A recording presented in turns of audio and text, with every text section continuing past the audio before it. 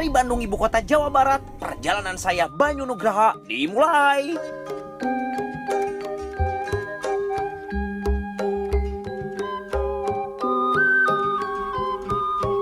Sejenak meninggalkan hiruk-pikuk kehidupan kota yang tidak pernah mati menuju wilayah pesisir di selatan Pulau Jawa. Karena sejatinya Jawa Barat bukan hanya Bandung. Berjarak sekitar 350 km ke arah selatan, Kabupaten Pangandaran menjadi salah satu daerah tujuan wisata pesisir Jawa Barat. Saya beruntung bisa bertemu Pak Idi, seorang nelayan dan pengrajin atap nipah dari Desa Batu Karas, Kecamatan Cijulang, Kabupaten Pangandaran. Kami akan mencari salah satu hasil alam yang tumbuh subur dan telah memberi banyak manfaat bagi warga Batu Karas. Di sepanjang aliran sungai Cijulang yang bermuara ke laut selatan Pulau Jawa ini tumbuh subur nipah atau Nipah fruticans. Nipah merupakan satu-satunya jenis tanaman palem yang tumbuh di lingkungan hutan bakau di daerah pasang surut air laut. Nipah menjadi salah satu jenis tanaman yang banyak dimanfaatkan oleh warga pesisir untuk berbagai kebutuhan, mulai dari sebagai sumber pangan hingga kebutuhan papan.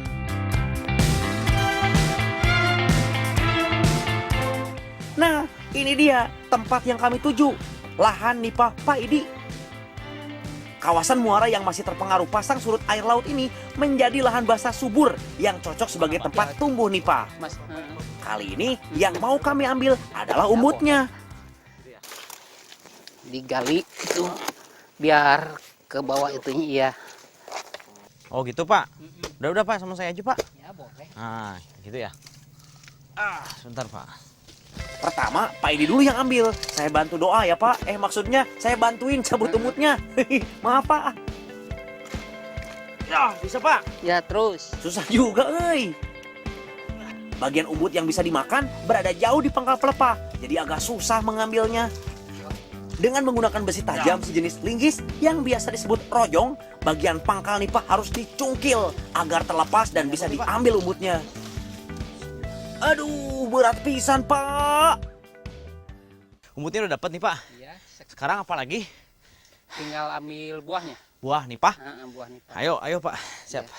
Saya panggul aja Pak ini ya. Iya iya. Tanaman jenis palem-palem ini memiliki umbut yang bertekstur lunak dan dapat diolah menjadi bahan masakan. Semua bagian tunas muda lunak dari nipah adalah bagian umbut yang bisa dimasak. Selain umbut, ternyata buah nipah juga bisa diambil isinya. Buah nipah umumnya keluar dari bagian sela pelepah yang mengeluarkan tandan yang akan menghasilkan rumpun buah dengan kulit yang keras. Tapi tidak hanya umbut dan buahnya, ternyata nipah juga bisa disadap untuk diambil nira atau sari tanda buahnya. Seperti tandan kelapa dan aren yang bisa disadap. Baru tahu nih kan, ternyata nipah juga banyak menghasilkan bahan yang bisa diolah. Baik Pak, kalau sudah, tinggal kita olah semua hasil pencarian hari ini. Sudah lapar saya Pak. Assalamualaikum Ibu. Waalaikumsalam. Teh Uwi. Ya Bu, berat pisan ya Bu. Di mana kitunya nakna? Itu tuh temenin si Pak Idi. Oh. Dari damel naon itu teh? Pokoknya mah. Ini buah sama daunnya Pak Idi ya? Iya. Ibu Pak. Terserah Ibu justru saya. Oh. Mau dimasak apa aja saya mah bantuin aja. Oh, mau disayur, pada disawi sayurnya. Sayur. Tapi kena dipotongan heula itu nak. Yang mana? Buah apa daun? Daun itu tangkal nak. Oh tangkalnya. Saya nggak tahu caranya Ibu motongnya. Ya diupas dulu itunya. Pak Idi ajarin dulu tuh Pak. Siap. Tuh siap. Di sini aja Pak. Pucuk dicinta, ulam pun tiba. Pas betul ini mah, Bu Juni sudah menyiapkan semua bahan dan keperluan untuk mengolah hasil pencarian kami di muara sungai. Pertama-tama yang kita masak adalah umbutnya. Umbut atau pangkal tunas muda nipah ini harus dipilih terlebih dahulu bagian lunak yang bisa dimasak. Sudah susah-susah mengambilnya, ternyata dari satu rumpun nipah hanya bisa didapat sedikit umbut. Aduh, memang perjuangan berat, tapi saya mah yakin hasilnya nanti pasti luar biasa. Ini? Oh iya ya? Di mana rasanya? Enak. Eh,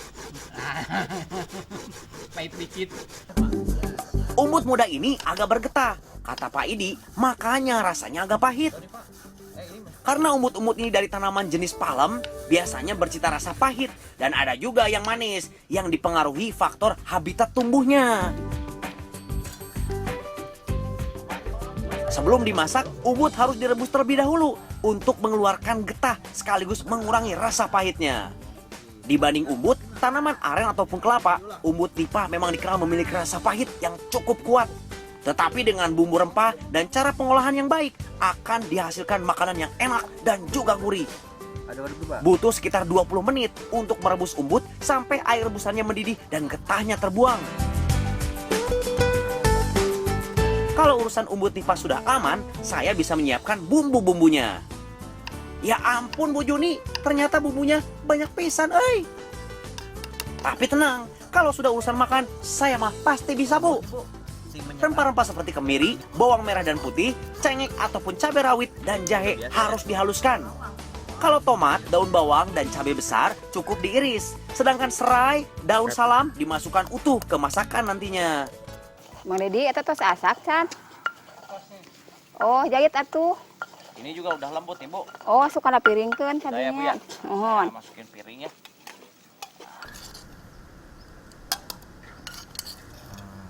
Tuh diiris juga. Ya.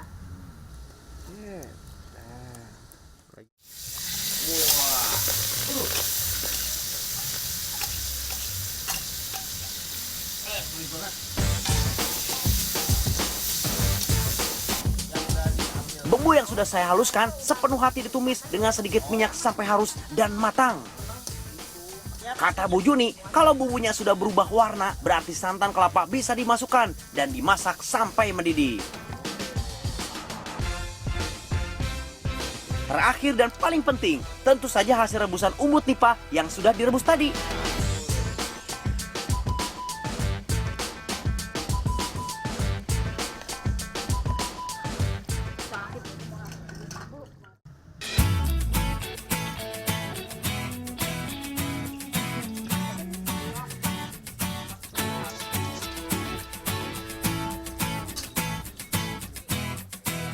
Mari makan sadayana.